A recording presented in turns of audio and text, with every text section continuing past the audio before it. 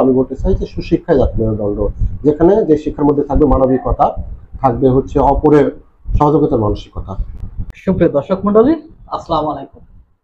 আশা করি আপনারা যে যেখানে আছেন সবাই ভালো আছেন, সুস্থ আছেন। আজকে আমাদের মাঝে উপস্থিত হয়েছেন কুষ্টিয়া জেলা মিরপুর উপজেলার প্রাণ কেন্দ্রে যে স্কুলটি অবস্থিত, মিরপুর ইংলিশ ভার্সন মেপস, সেই প্রতিষ্ঠানের প্রতিষ্ঠাতা এবং প্রধান শিক্ষক জনাব মুজিবুল হক। আমরা তার সম্পর্কে আজকে জানা অজানা অনেক তথ্য জানার চেষ্টা করব। লোকমুখে অনেক তথ্য আছে যে তার মধ্যে অনেক প্রতিভা আছে, তিনি ইসলামিক গান কিংবা কবিতা এগুলা লেখালেখি করেন। আমরা সেই সম্পর্কে কিছু তথ্য জানার চেষ্টা করব। আসসালামু আলাইকুম স্যার। আসসালাম। কেমন আছেন? আলহামদুলিল্লাহ। অনেকের কাছ থেকে শুনছি যে আপনি অনেক ইসলামিক সঙ্গীত কিংবা কবিতা লেখালেখি করেন। এই লেখালেখির বিষয়টা সম্পর্কে যদি আমাদের কিছু বলেন। ধন্যবাদ আপনাকে। মূলত লেখালেখির শুরুটা হচ্ছে আমার 1999 সাল থেকে, যখন আমি এসএসসি পরীক্ষার্থী। ঠিক সেই সময় পরীক্ষার আগ মুহূর্ত থেকে আমার লেখালেখির যে প্রতিভাটা সেটা বিকাশ করার চেষ্টা করি, এবং সে সময়ে সমসাময়িক যে সকল পত্রিকাগুলো প্রকাশিত হতো সেই পত্রিকাগুলোতে নিয়মিত লিখতাম আর কি, সাহিত্য বিভাগে।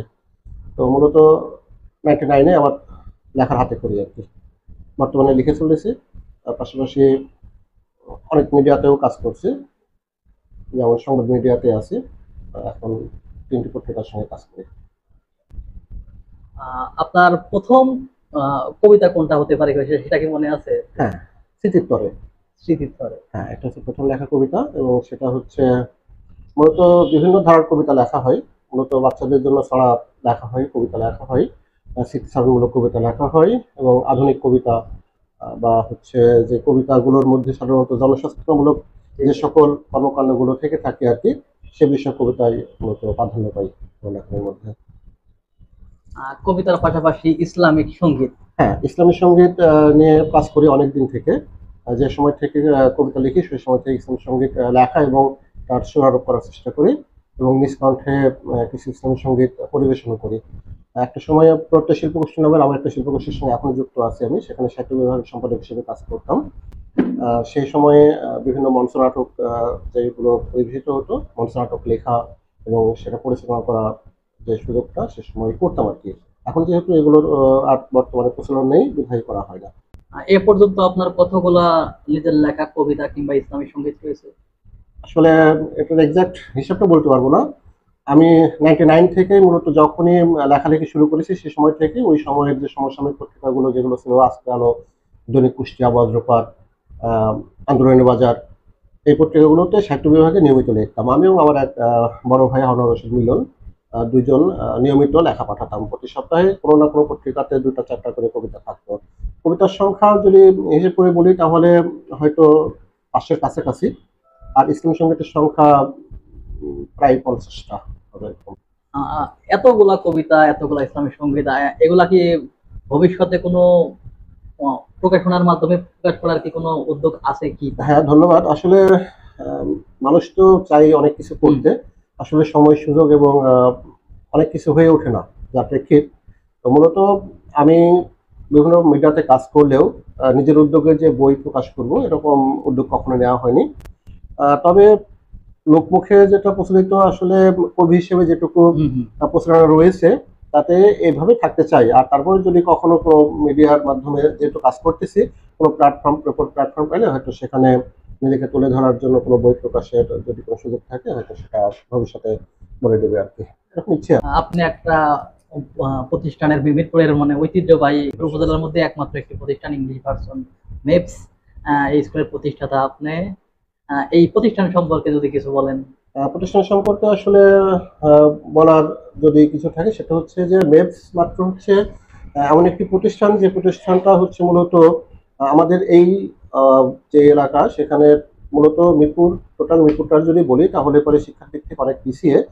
সেখানে ইংরেজির প্রসারটা অনেকটাই ক্ষীণ বলা চলে। সে জায়গা থেকে মূলত ইংরেজির যে ব্যাপকতা বা প্রসারতা একটু বৃদ্ধি করার জন্যই মূলত এই অত্র অঞ্চলের ছেলেমেয়েরা যারা এখন শিক্ষার্থী হিসেবে আছে তাদের ইংরেজি চর্চাটা পরিপূর্ণ হোক, এই প্রত্যাশা নিয়ে মূলত মেপসের পথ চলা শুরু হয়েছে। আলহামদুলিল্লাহ আমরা এখন পর্যন্ত চেষ্টা করে চলেছি যে এই প্রতিষ্ঠানটাকে পরিপূর্ণ একটি পর্যায়ে নিয়ে যাওয়ার জন্য। অনেকের মধ্যে অনেক সময় একটা সংশয় থাকে যে হ্যাঁ, এখানে শুধু ইংরেজি ভিত্তিক, মানে বাংলা কিংবা ধর্মীয় শিক্ষারা কতটুকু এখানে যৌক্তিক বা গ্রহণযোগ্য। হুম, হুম। ধন্যবাদ। আসলে এটা একটা যৌক্তিক প্রশ্ন করা হচ্ছে, কারণ অনেকে মনে করে ইংলিশ ভার্সন স্কুল মানে শুধুমাত্র ইংরেজি শেখানো হয় বা ইংরেজি চর্চা করানো হয়। মূলত এটা নয়। আমরা হচ্ছে এখানে ইংলিশ ভার্সন স্কুল হওয়া সত্ত্বেও আমরা সবচেয়ে যেই বিষয়টি চালু রেখেছি সেটি হচ্ছে প্রত্যেকটি মানে স্ব ধর্মের যারা এখানে হিন্দু ধর্মাবলম্বী আছে তাদের জন্য, যেমন আমাদের হিন্দু শিক্ষক রাখা আছে তাদের রিলিজিয়নের পাশাপাশি আমাদের ইসলাম শিক্ষার যে সকল বিষয়গুলো রয়েছে, যেমন ইসলাম শিক্ষা বইটি, সেটা হচ্ছে আমাদের কম্পালসারি একটা বই। যেমন 4টি বইয়ের মধ্যে ইসলাম শিক্ষা আরেকটি বই, যে বইটা প্রতিদিনই 4টা সাবজেক্টের মধ্যে ওটা একটা 100% বা আবশ্যক একটা বিষয়ের মধ্যে পড়ে। পাশাপাশি একজন কারিয়ানা শিক্ষক রাখা আছেন, যে কারিয়ানা শিক্ষক ইতিপূর্বে একজন মাওলানা ছিলেন, মুফতি মাওলানা। তিনি তার মাধ্যম দিয়ে আমরা প্রতিদিনই আমাদের ইসলাম ধর্মের যারা শিক্ষার্থী রয়েছে তাদের কাছে আমরা হচ্ছে কায়দা শেখাতাম। এখন পর্যন্ত সেটি কন্টিনিউ আছে। আমাদের হচ্ছে এখন বর্তমানে একজন কারি শিক্ষক এবং পাশাপাশি তিনি হচ্ছে কামিল পাশ এবং কারি শিক্ষক রাখা আছেন। সপ্তাহের 2 দিন মঙ্গল এবং বৃহস্পতিবার প্রত্যেকটা শিক্ষার্থীদেরকে ইসলাম শিক্ষার মান উন্নয়নের জন্য আমরা কায়দা ক্লাসের ব্যবস্থা রেখেছি। শিক্ষা জাতির মেরুদণ্ড, জাতিকে সুশিক্ষায় শিক্ষিত করতে শিক্ষকদের ভূমিকা সবচাইতে বেশি। আপনি জাতির উদ্দেশ্যে কি বলতে চান এই সম্পর্কে? মূলত এই কথাটা যে আমরা সবসময় বলেই থাকি আর কি, আসলে কথার ভিতরেই শুধুমাত্র বিষয়টা সীমাবদ্ধ রয়েছে যে education is the backbone of nation. তো শুধুমাত্র আমরা যদি মেরুদণ্ড হিসেবে ধরি শিক্ষাকেই, তো সেই ক্ষেত্রে আমি একটু যুক্ত করতে চাই। কোনো শিক্ষাই আসলে মূলত কোনো জাতিরই সে যে জাতি হোক না কেন তার মেরুদণ্ড হতে পারে না। আমার সঙ্গে আরেকটি বিষয় যুক্ত করতে, সেটা হচ্ছে এই শব্দটি, সুশিক্ষা।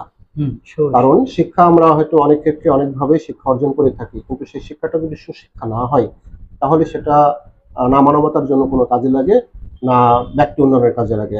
মূলত শিক্ষার মূল উদ্দেশ্য যেটা, সেটা হচ্ছে সামনের দিকে নিজেকে পরিপুষ্টভাবে বিকশিত করা, পাশাপাশি দেশ জাতি আপামর জনসাধারণের জন্য কোনো কিছু করতে পারার যে সুযোগটা সেটা। কিন্তু যদি সে শিক্ষাটা সুশিক্ষা না হয় তাহলে আমি বলতে পারি না যে শিক্ষা জাতির মেরুদণ্ড। মূলত আমি বলতে চাই যে সুশিক্ষা জাতির মেরুদণ্ড, যেখানে যে শিক্ষার মধ্যে থাকবে মানবিকতা, থাকবে হচ্ছে অপরের সহযোগিতার মানসিকতা। অনেক ধন্যবাদ আপনার সুন্দর মতামতের জন্য। সুপ্রিয় দর্শক মন্ডলী, আমরা এতক্ষণ মিরপুর ইংলিশ ভার্সন মেপস এর প্রতিষ্ঠাতা মজিবুল হক স্যারের কাছ থেকে অনেক মূল্যবান তথ্য জানলাম। আজ এ পর্যন্তই। নতুন কোনো তথ্যচিত্র নিয়ে আবারও আপনাদের মাঝে উপস্থিত হব। সবাই ভালো থাকবেন, সুস্থ থাকবেন। আল্লাহ হাফেজ।